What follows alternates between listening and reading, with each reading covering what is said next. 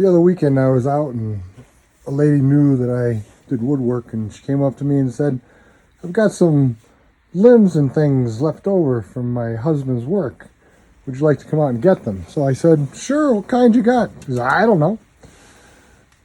This is a beautiful piece of dogwood here.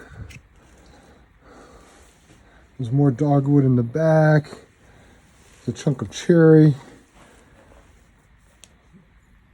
This is, I don't know. Haven't quite got it figured out yet. Here's another big chunk of wood. Kind of reminds me of oak, but not really. I know this is another piece of dogwood. There's another chunk of dogwood there. So I have lots of stuff to play with. We're going to cut off the lower section of this and see what we can make out of it. After cutting off the lower section, which does have a nice split in it, the inside is hollow and rotted. So the first thing I'm going to do is take my hammer and chisel and see how much of this I can get out, and then we'll assess the piece of wood after. Here's our piece of dogwood. It's 9 inches, pretty much 9 inches round. The inside portion was rotted out, bugs, you can see the wormholes going through. Currently, we have a 3-inch gap, 3-inch hole going down into here right now. As you can see, the worm boring goes all the way through to the other side. My next step is going to be to remove all the excess bark and see how many other splits and cracks we might have in here that we have to deal with.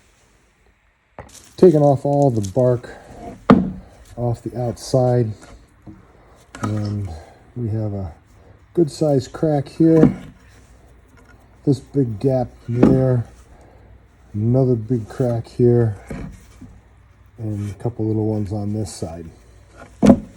I would just put it on a lathe, but I'm really afraid if I do, it's going to fly apart in pieces. I'm going to have to clean this somehow, do a little research, figure out how to clean it. My original thought is fill this baby with epoxy, put it in a pressure, push it into all of these little wormholes, fill all these cracks, and then put it on the lathe.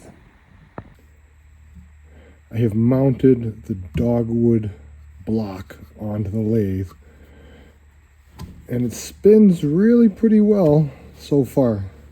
Let's turn the lathe on. I have it on its lowest setting, which is 150 RPM. See how much shake, rattle, and roll we get.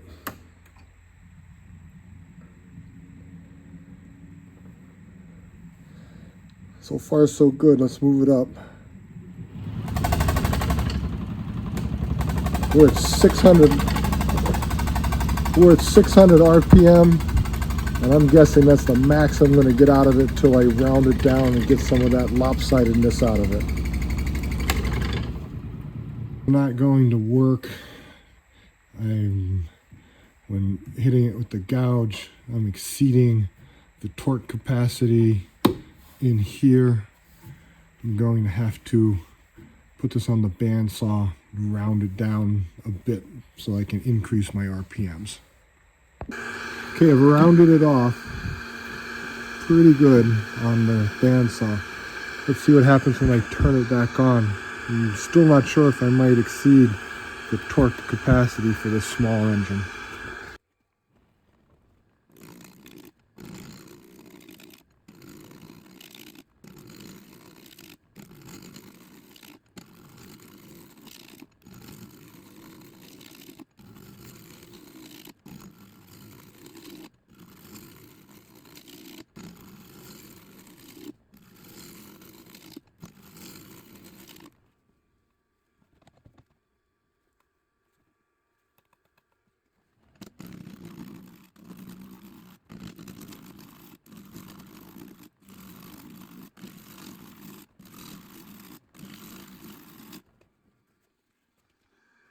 Okay, so it's working.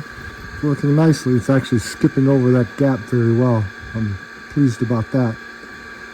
I'm gonna round this down to off camera to save some video time.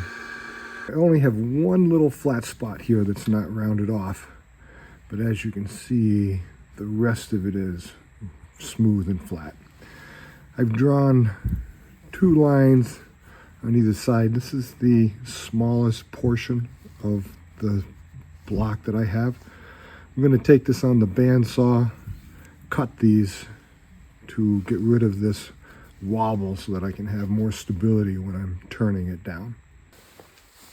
Put it on the bandsaw, and I had to cut off that much in order to get it round on the one side, on this flat, and then on the second half I cut that much off in order to get it much more even block, and I shouldn't get much vibration at higher RPMs. I'm going to cut another 2 pieces of pine, put them on either side, and then continue rounding it down. After turning this bowl blank down a little bit further, we have this big gap here.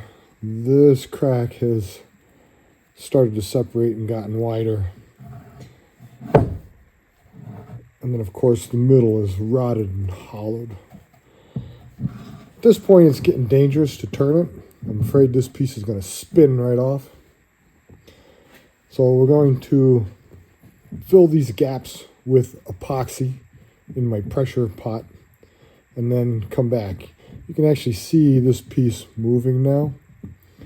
So my guess is it's completely separated at this end too. Instead of filling the entire middle with epoxy, which will be a waste because then I got to carve it back out again, I turned down a wooden pine blank, which I will insert in there. And this will be much easier to turn this piece of pine out of there than a solid piece of epoxy. And yet there's still enough gaps around the outside that I can be sure that my epoxy will get in and around there so that I have a nice solid piece to finish turning. Now that we have our plan figured out, we have another difficult choice. What color should we use?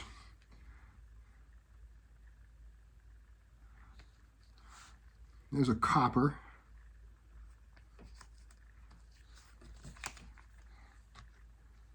Purple. Orange. Red. Green.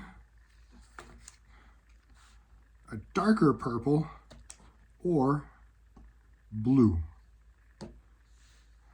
In the comments below, let me know what color you would have chosen.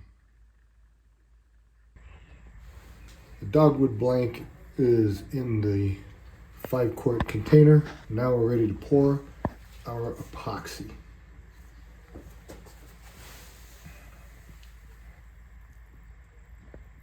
We made 1 liter. I'm not sure if that's even going to be half of what we need. Let's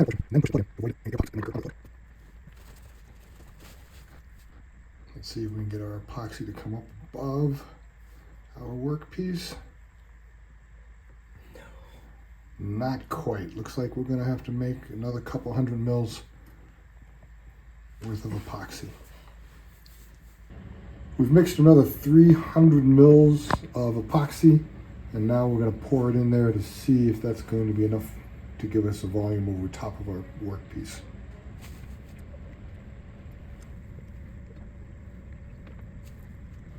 So it looks like we're good to put it into the pressure vessel with that volume into it. We have our pressure pot ready, and now we're going to put our epoxy mold into it.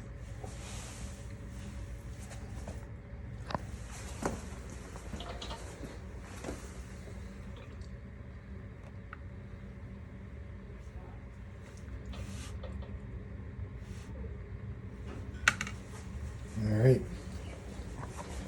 we'll put the top on it right after we put our lead in there to make sure we sink below. All right, we're going to put the top on it, pressurize it, and then wait for a couple days and see what it looks like.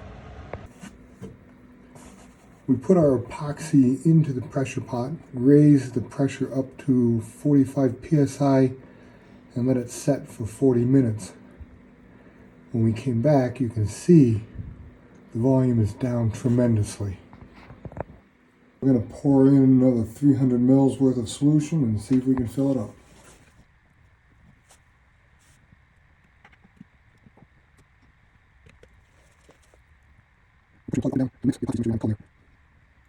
And my assistant should be wearing gloves with epoxy.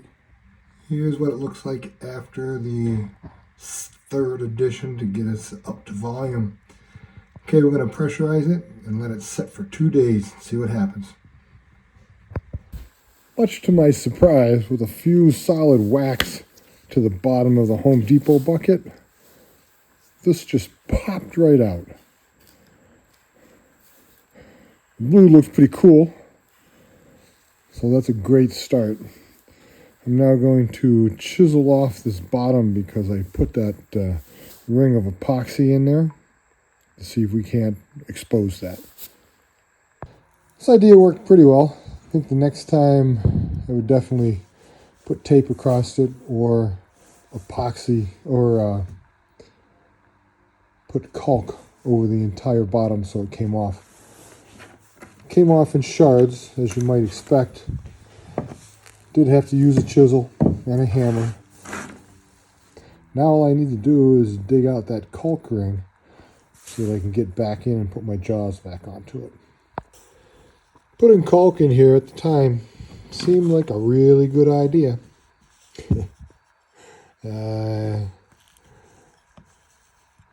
It's now becoming a mess.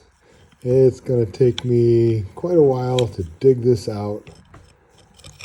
It's just sticky and gooey, just like you'd expect caulk to be. After much digging, I was able to get the caulk out so that I could put a workpiece on the chuck. Let's turn it on, see how many RPMs we get before we get some vibration. It's at 200. It's 650.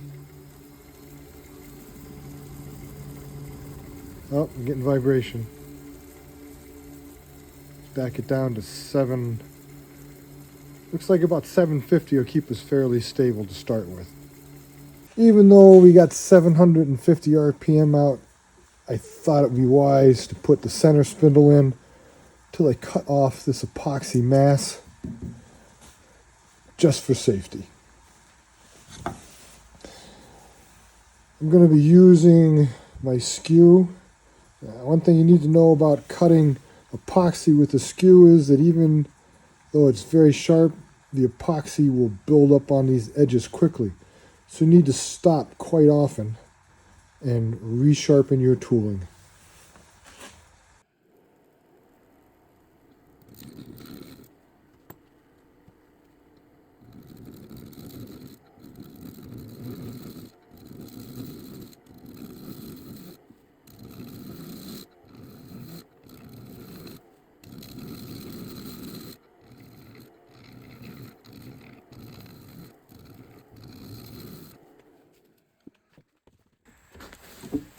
Okay, it's peeling off very nicely.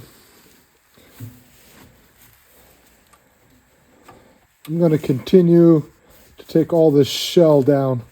Once I get down to the wood, I'll bring the camera back online. Well, here's what it's looking like. All those wormholes and those cracks. A little bit more epoxy on here, but I'll leave that to cut down when I do the shaping. But other than that, this looks magnificent. This should be very, very good when we get done with it. All right, now it's time to do some cleanup. Got a lot of epoxy there, more on the floor. In order to save time from here up, needs to be cut off. So I'm just going to take this to my bandsaw, just cut this whole ring off. That's the thickness that I took off.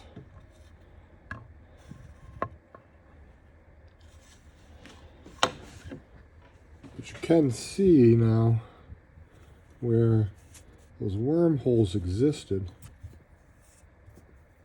They're now all full of epoxy, which is exactly what I wanted.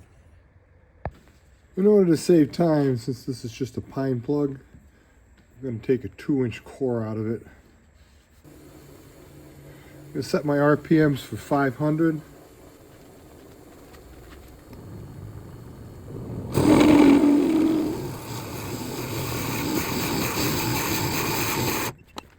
I exceeded the torque on my engine for this small. I'm going to have to drop down to a smaller 4-inch bit, and then I'll continue.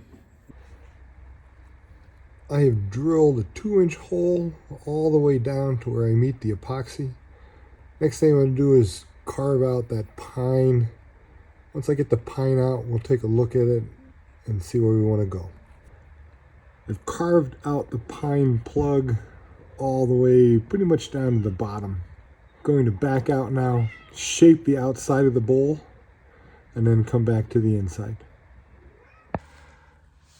We're going to carve this into a classic bowl shape.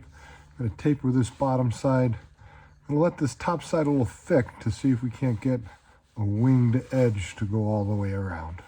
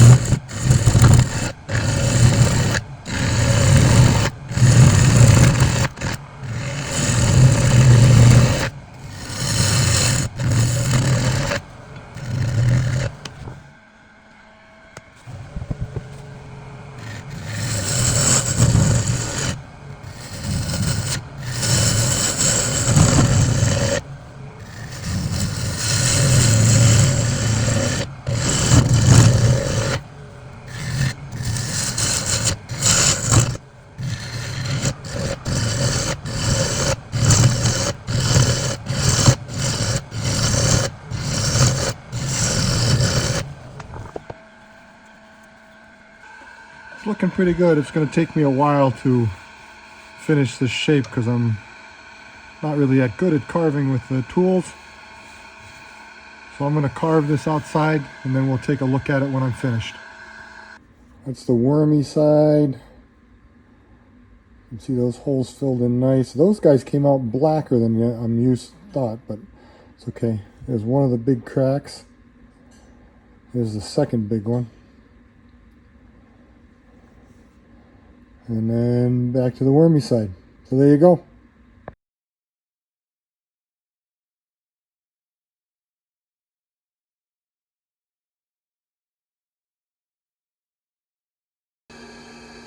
Our general outline shape is looking pretty good. It's time now to turn to the interior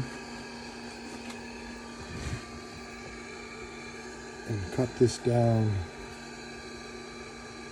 all the way back to there.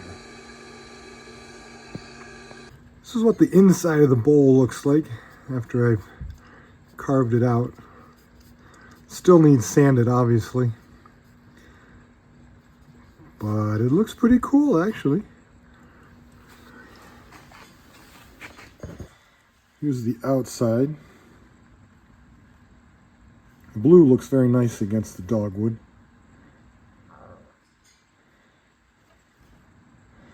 Some more sanding and everything else.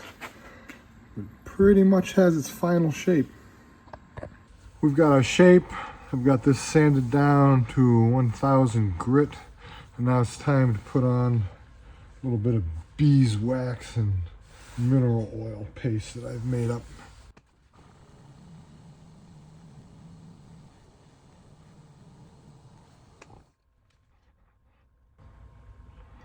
Well, that looks pretty darn shiny and good. It is just as silky smooth as you could ever want.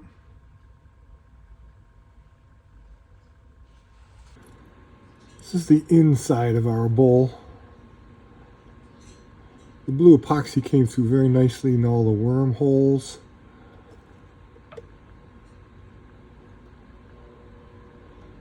I think it looks pretty darn good. Our dogwood epoxy bowl is finished. It looks really cool. All of those worm holes have been filled in with blue epoxy.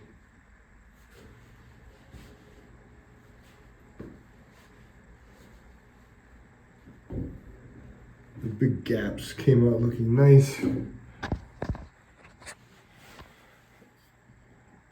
And of course the interior. I especially like that spot. Well, thanks for watching. I appreciate it. If you like what I do, please click down on the like button and subscribe.